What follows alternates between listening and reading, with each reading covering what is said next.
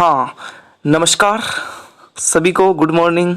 बहुत ही बेहतरीन क्लास होने वाली है। हिंदी की 30 प्रश्नों की आपके जो है क्लास होने वाली है।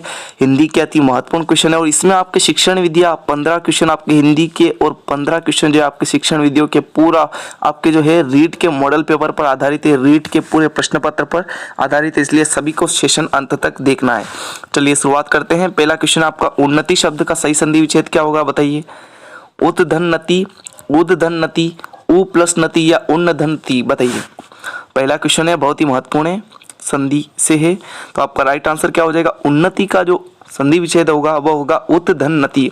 तो इसमें हो जाएगी आपके व्यंजन संधि। कौन सी संधि हो जाएगी? व्यंजन संधि हो जाएगी। कौन सी हो जाएगी? व्यंजन संधि हो जाएगी। ऑप्शन नंबर ए बताने वाले सभी स्टूडेंट करेक्ट हैं। चलिए क्वेश्चन नंबर आपका 2 है कि निम्न में से कौन सा शब्द जो है वह अशुद्ध है, बताइए। स्त्रोत, परिष्कृत, दंड या फिर थल, इनमें से कौन सा शब्द जो है आपको अशुद्ध लग रहा है? तो स्त्रोत सही है, दंड सही है, थल सही है, लेकिन परिष्कृत जो है आपके वह अशुद्ध लिखा है ना। परिष्कृत जो है आपके इस प्रकार से लिखा जाएगा, परिष्कृत, है ना। ऑप्शन नंबर आपका बी बिल्कुल सही रहेगा। चलिए अगला क्वेश्चन आपका क्वेश्चन नंबर 3, संसार शब्द का पर्यायवाची क्या होगा, बताइए।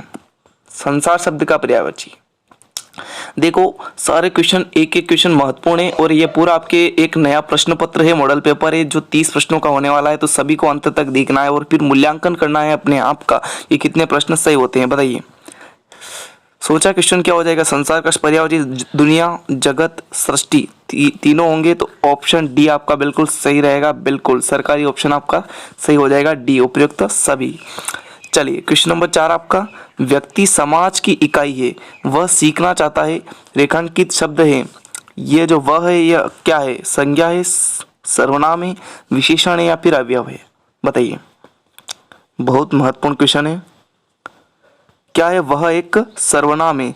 सर्वनाम मतलब ये आपके संज्ञा के स्थान पर आया है। संज्ञा के स्थान पर काम आने वाले शब्द को सर्वनाम कहते हैं और सर्वनाम और संज्ञा और सर्वनाम के स्थान पर काम आने वाले शब्द को क्या कहते हैं?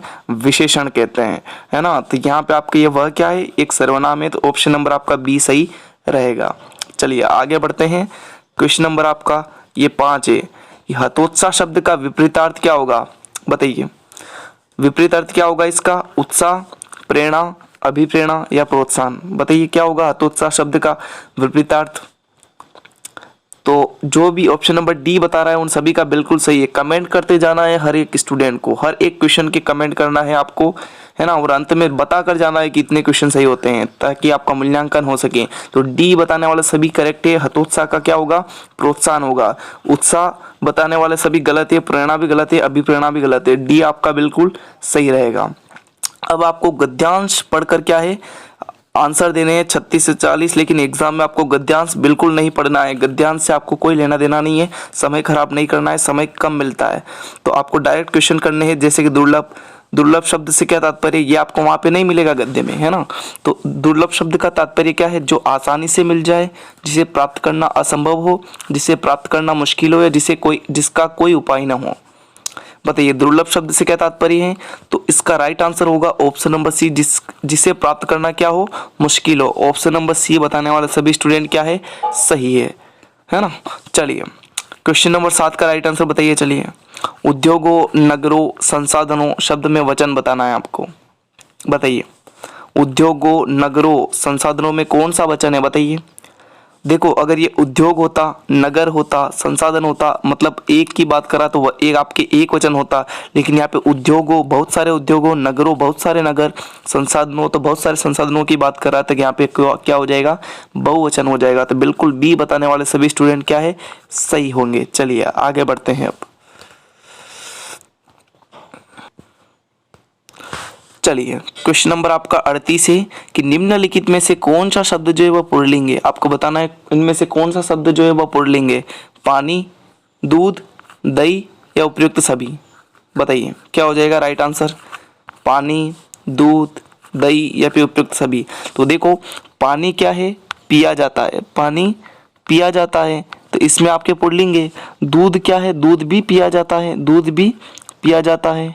दही, दही भी खाया जाता है। कोई यूं मत कर देना कि दही पिया जाता है, दही पी जाती है, ऐसा मत कर देना है ना, या दही खाई जाती है। दही क्या है, खाया जाता है।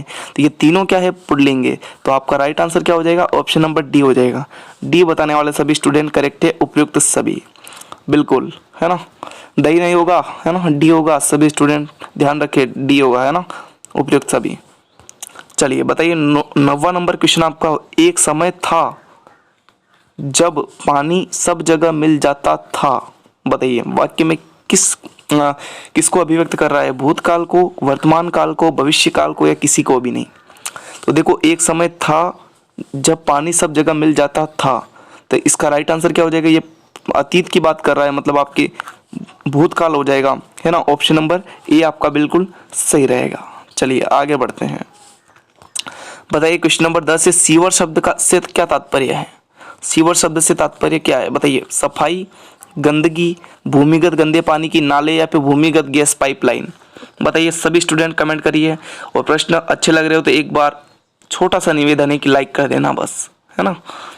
चलिए बताइए सीवर शब्द से तात्पर्य क्या है, भूमिगत पानी के नाले को सीवर कहा जाता है। ऑप्शन नंबर सी बताने वाले सभी स्टूडेंट करेक्ट हैं। चलिए आगे बढ़ते हैं।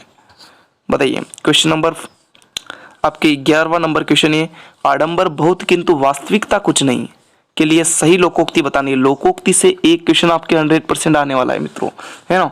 लोकोक्ति और अगर हम बात करें मुहावरे, इनसे आपके क्वेश्चन आने वाला है। मुहावरे से नहीं आए तो लोकोक्ति से 100% आएगा। तो आडंबर बहुत किंतु वास्तविकता कुछ नहीं, आँख का अंधा नाम का नयन सुख, ऊंची दुकान फीका पकवान, ऊंट के मुंह में जीरा, खोदा पहाड़ निकली चुया। बताइए क्या हो जाएगा, आडंबर बहुत किंतु वास्तविकता कुछ नहीं। तो इसका राइट आंसर बी होगा कि ऊंची दुकान और फीका पकवान। ऑप्शन नंबर बी बताने वाले सभी स्टूडेंट करेक्ट हैं। चलिए अगला क्वेश्चन आपका है क्वेश्चन नंबर 12वां है, यह मेरी पुस्तक है। वाक्य में विधेय बताना है आपको। बताइए, लेकिन आपको उद्देश्य भी बताना पड़ेगा। बताइए उद्देश्य विधेय क्या क्या है इसमें। तो देखो इसमें विधेय क्या है, यह मेरी पुस्तक है। तो यह मेरी पुस्तक है, तो यह मेरी पुस्तक, ये आपकी क्या हो गया, विधेय हो गया। क्या हो गया, विधेय हो गया। और यह क्या हो गया, यह आपके उद्देश्य हो गया। यह उद्देश्य है और यह मेरी पुस्तक है, ये आपके जो है विधेय है। तो ऑप्शन नंबर डी आपका सही रहेगा, है ना। चलिए आगे बढ़ते हैं। बताइए क्वेश्चन नंबर आपका 13वां है कि छी कितना गंदा स्थान है। वाक्य है कथनात्मक, विस्मयादिबोधक, संकेत वाचक या संदेहवाचक। बताइए छी कितना गंदा स्थान है, वाक्य बताइए। बिल्कुल सब स्टूडेंट बताइए, कमेंट करिए। बी ऑप्शन है ना, विस्मयादिबोधक। ऑप्शन नंबर बी बताने वाले सभी स्टूडेंट करेक्ट है ना। चलिए आगे हम शिक्षण विधियों के भी क्वेश्चन आने वाले हैं। बताइए क्वेश्चन नंबर 44 आपका, कमल पढ़ता चला जा रहा होगा। वाक्य क्या है, बताइए। सरल वाक्य, मिश्र वाक्य, संयुक्त वाक्य, उपवाक्य। कमल पढ़ता चला जा रहा होगा, तो इसमें आप ये आपके सरल वाक्य है। ऑप्शन नंबर आपका ए बिल्कुल सही रहेगा मित्रों। ए बताने वाले सभी स्टूडेंट करेक्ट है। चलिए नेक्स्ट क्वेश्चन। हाँ तो चलिए 45 नंबर क्वेश्चन आपका, ये जो कोष्टक में चिन्ह दे रखे हैं तो ये कौन से चिन्ह है बताइए। कोष्टक में दिए गए विराम चिन्हों को आपको पहचानना है। लाघव चिन्ह, अवतरण या उद्धरण चिन्ह, लोप चिन्ह या फिर तुल्यता चिन्ह। बताइए कौन से चिन्ह हैं। विराम चिन्ह से दोस्तों 100% आपके एक क्वेश्चन आएगा, हर बार आता है। तो ये आपके अवतरण और उद्धरण चिन्ह हो गए। ऑप्शन नंबर आपका बी बिल्कुल सही रहेगा। जो भी स्टूडेंट ऑप्शन नंबर बी बता रहा हूँ उन सभी का बिल्कुल करेक्ट है, वेरी गुड। चलिए आगे बढ़ते हैं। चलिए बताइए क्वेश्चन नंबर 46 या फिर आपके क्वेश्चन नंबर 16, रचना शिक्षण के लिए देखो और रचो विधि का प्रयोग किस स्तर पर किया जाता है। देखो अब आपके शिक्षण विधियों के क्वेश्चन आ गए। 15 आपके हिंदी के आएंगे, प्लस 15 आपके जो है काय के आएंगे, शिक्षण विधियों के आएंगे, है ना। तो बताइए देखो और रचो विधि का प्रयोग किया जाता है प्राथमिक स्तर पर, माध्यमिक स्तर पर, उच्च माध्यमिक स्तर पर या स्नातक स्तर पर। बताइए क्या हो जाएगा आपका right answer. Option number A बताने वाले सभी स्टूडेंट करेक्ट है, प्राथमिक स्तर पर, है ना। शिक्षक बताता है कि ये ए, तो बच्चे भी उसको लिखने का प्रयास करते हैं, देख कर रचना करते हैं। ऑप्शन नंबर ए आपका सही रहेगा। चलिए आगे बढ़ते हैं। क्वेश्चन नंबर आपके 17वां है कि गद्य शिक्षण की सर्वश्रेष्ठ विधि कौन सी है। वेरी मोस्ट इंपॉर्टेंट क्वेश्चन दोस्तों। ये मॉडल पेपर ऐसा होने वाला है आपके कि यहाँ से कम आपके 7 से 8 प्रश्न तो पक्का ऐसे कैसे रिपीट हो जाएंगे। बताइए गद्य शिक्षण की सर्वश्रेष्ठ विधि कौन सी है? अभिनय विधि, उद्बोधन विधि, चित्र प्रदर्शन विधि या समवाय विधि? बताइए क्या हो जाएगा राइट आंसर? तो वो हो जाएगी गद्य शिक्षण की सर्वश्रेष्ठ विधि मानी जाती है उद्बोधन विधि। और दोस्तों पद्य शिक्षण की बताइए, पद्य शिक्षण की सर्वश्रेष्ठ विधि किसे कहते हैं या कौन सी होती है? और नाट्य विधि की, नाट्य विधि की। तो देखो पद्य शिक्षण की जो सर्वश्रेष्ठ विधि होती है वह होती है आपकी खंडान्वय विधि को कहा जाता है ना। और जो नाट्य शिक्षण की जो सर्वश्रेष्ठ विधि होती है वह समवाय विधि को कहा जाता है, ये लिख रखा है आपके, है ना। चलिए अब आगे बढ़ते हैं अपन। तो क्वेश्चन नंबर 18, परियोजना विधि का प्रतिपादन किसने किया? बताइए प्रतिपादन किसने किया परियोजना विधि का? जॉन ड्यूवी, स्टीवेंसन, किलपैट्रिक या बेलोट? तो आप सभी का राइट आंसर हो जाएगा ऑप्शन नंबर सी, है ना, किलपैट्रिक। सी बताने वाले सभी स्टूडेंट करेक्ट हैं। चलिए आगे बढ़ते हैं। क्वेश्चन नंबर आपके 19 है, छात्रों में सुनना बोलना कौशल का विकास जो है किस विधि से किया जाता है? प्रत्यक्ष विधि, व्यतिरेक विधि या द्विभाषी विधि या भाषा संसर्ग विधि? बताइए क्या हो जाएगा आप सभी का करेक्ट आंसर? तो वह हो जाएगा आपके प्रत्यक्ष विधि। दोस्तों प्रत्यक्ष विधि वेरी इंपॉर्टेंट है, इसको निर्बोध विधि भी कहते हैं। क्या कहते हैं? निर्बाध विधि या निर्बोध विधि या सुगम विधि भी कहते हैं, सुगम विधि भी कहते हैं, ये भी आपके एग्जाम में पूछा हुआ है। इसके अलावा आपके मातृ विधि भी कहते हैं, है ना, मातृ विधि भी कहते हैं इसको। तो ये सारे नाम जो इसके इंपॉर्टेंट है ये आपको ध्यान में रखने हैं, है ना। चलिए आगे बढ़ते हैं अब अगले क्वेश्चन की ओर। चलिए बताइए क्वेश्चन नंबर 50 का सभी स्टूडेंट को कमेंट करते जाना है क्वेश्चन के आंसर और बताने हैं अंत में कितने क्वेश्चन सही हुए। और प्रश्न वाकई में अगर आपको अच्छे लग रहे हो तो सेशन को प्लीज लाइक जरूर कर दीजिएगा और कुछ नहीं, है ना। चलो पिंगल आपके 50 नंबर क्वेश्चन, पिंगल ब्रजभाषा तथा पूर्वी राजस्थानी का साहित्यिक रूप है? बिल्कुल सही है, ऑप्शन नंबर आपका ये सही है, ए, है ना। विजयपाल रासो तथा वंश भास्कर की रचना पिंगल भाषा में हुई है? बिल्कुल ये भी करेक्ट है। डिंगल भाषा का विकास जो गुर्जर अपभ्रंश, वेरी इंपॉर्टेंट है। तीनों ही आपके जो है ए बी सही दोस्तों, बहुत ही महत्वपूर्ण है, तो ये आप स्क्रीनशॉट ले लेना। उपयुक्त सभी विकल्प सत्य है, इनमें से कौन सा भी पूछा जा सकता है? पिंगल ब्रज भाषा तथा पूर्वी राजस्थान की साहित्यिक रूप है, विजयपाल रासो तथा वंश भास्कर की रचना पिंगल भाषा में हुई है, और डिंगल भाषा का जो विकास है वह गुर्जरी अपभ्रंश से हुआ है। ऑप्शन नंबर आपका सी बिल्कुल सही है ना। तो ऑप्शन नंबर डी आपका तीनों सही है, तो है ना। चलिए बताइए क्वेश्चन नंबर आपका ये 21वां क्वेश्चन है ना। किस विधि प्रणाली में शिक्षक जो है कथावाचक का स्थान ग्रहण करते हुए प्रसंग की व्याख्या करता है? व्यास विधि, शब्दार्थ कथन विधि, समीक्षा प्रणाली विधि, व्याख्यान विधि? बताइए क्या हो जाएगा राइट आंसर? तो हो जाएगी आपकी व्याख्यान विधि। ऑप्शन नंबर आपका डी बिल्कुल करेक्ट रहेगा, है ना। चलिए आगे बढ़ते हैं। इसमें छात्र जो है वह सक्रिय नहीं रहते, निष्क्रिय रहते हैं, है ना। किस विधि में बालक को प्रारंभ में छोटे छोटे वाक्य पढ़ने को दिए जाते हैं? वाक्य पठन विधि, ध्वनि साम्य विधि, देखो कहो विधि, उपयुक्त सभी? बताइए राइट आंसर। देखो जिस विधि में ना बच्चे सक्रिय नहीं रहते वह एक अमनोवैज्ञानिक विधि मानी जाती है ना।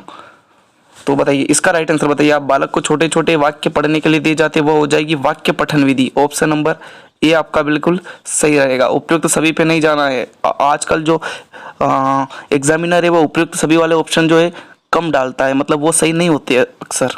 बताइए 23 नंबर है, सुनना बोलना पढ़ना और लिखना क्या कहलाते हैं? लिपि कौशल, पाठ्य कौशल, लेखन कौशल या भाषाई कौशल? बताइए। सुनना बोलना पढ़ना लिखना ये सभी आपके क्या है? भाषाई कौशल। ऑप्शन नंबर डी आपका बिल्कुल सही रहेगा। और ये क्रम आपको ध्यान में रखना है, सुनना बोलना पढ़ना लिखना, है ना। सुबो पली के द्वारा आप याद कर सकते हैं इसको। अब बताइए क्वेश्चन नंबर आपका 24, भाषा का मानक रूप बालक कहाँ सीखता है? घर में, परिवार में, खेल खेल में या विद्यालय में? बताइए क्या हो जाएगा आपका राइट आंसर? भाषा का मानक रूप बालक कहाँ सीखता है? घर में, परिवार में, खेल खेल में या विद्यालय में? तो बिल्कुल क्या हो जाएगा राइट आंसर? बिल्कुल आपका राइट आंसर क्या हो जाएगा? ऑप्शन नंबर डी हो जाएगा, विद्यालय, है ना। चलिए नेक्स्ट है, भाव प्रकाशन का सर्वोत्कृष्ट एवं अंतिम साधन निम्नलिखित में से कौन सा है? बताइए। पढ़ना, लिखना, बोलना या फिर खेलना? तो अंतिम कौन सा है? मैंने आपको बताया था, क्रम याद रखना है आपको, लिखना। ऑप्शन नंबर बी बताने वाले सभी स्टूडेंट करेक्ट है ना। आपके यहाँ से एक क्वेश्चन आएगा इस क्रम से, भाषाई कौशल जो है उससे एक क्वेश्चन आपके 100% आएगा इस क्रम से, आपको याद रखना है। चलिए अगला क्वेश्चन आपका, अर्थवान और कंठोत्कीर्ण ध्वनि समृद्धि ही भाषा है, यह कथन किसका है? वेरी इंपॉर्टेंट परिभाषा है, बताइए किसका कथन है? पतंजलि का, सुकुमार सेन का, डॉक्टर भोलानाथ तिवारी का, या फिर बाबू राम सक्सेना का? बताइए। क्वेश्चन नंबर आपके ये 26वां है। तो देखो, अर्थवान कंठोत्कीर्ण ध्वनि समृद्धि ही भाषा है, यह कथन है सुमु कुमार सेन का। ऑप्शन नंबर बी बताने वाले सभी स्टूडेंट करेक्ट है ना? सभी स्टूडेंट को कमेंट करना है ना, बैठे नहीं रहना है। क्वेश्चन नंबर आपका 27 है। मारवाड़ा परगनारी विगत ग्रंथ लिखा है मुंशी देवी प्रसाद, मोहनोत नैणसी, दयाल दास या नरहरि दास? बताइए। मारवाड़ा परगनारी विगत, ये Mohnot Nainsi. Option number B बताने वाले सभी स्टूडेंट करेक्ट है, मोहनोत नैणसी। इंपॉर्टेंट क्वेश्चन है, पूछा जा सकता है। सुनने से विचारों के अतिरिक्त अन्य किसका बोध होता है? बताइए। सुनने से विचारों के अतिरिक्त और अन्य किसका बोध होता है? संबंधों का, लेखन का, भावों का या बातों का? तो आपका राइट आंसर हो जाएगा ऑप्शन नंबर सी, भावों का। ऑप्शन नंबर सी बताने वाले सभी स्टूडेंट करेक्ट है। नेक्स्ट क्वेश्चन, निम्न में से कौन सा ग्रंथ जो है वह श्रीधर व्यास की रचना है? राणा मलछंद, हमीर महाकाव्य, व्रत, कथाकोश या फिर विद्वशाल भंजी का? बताइए। तो श्रीधर व्यास की जो रचना है वह है राणा मलछंद। वेरी इंपॉर्टेंट क्वेश्चन है ना, ध्यान रखना है। अंतिम क्वेश्चन आप सभी का, विशेष क्षमता वाले बच्चों की कक्षा में लेखन कौशल के अभ्यास के लिए महत्वपूर्ण है अक्षरों की सुंदर बनावट, विचारों की मौलिकता, सुंदर वर्तनी का प्रयोग, अलंकारिक भाषा का प्रयोग? बताइए। तो आप सभी का राइट आंसर हो जाएगा ऑप्शन नंबर बी, विचारों की मौलिकता। अब बताइए 30 में से आपके कितने प्रश्न सही हुए हैं? वेरी इंपॉर्टेंट क्वेश्चन है, बताइए। इनमें से कम 25 सही हुए होंगे आपके, है ना? जिसके भी 20 से ऊपर सही हो रहे हैं उनकी तैयारी बहुत ही बेहतरीन है ना? जिसके भी 20 से सही हो रहे हैं ऊपर, उनकी तैयारी बहुत ही बेहतरीन है। कमेंट करके बताएं आपके कितने प्रश्न सही हुए हैं। धन्यवाद।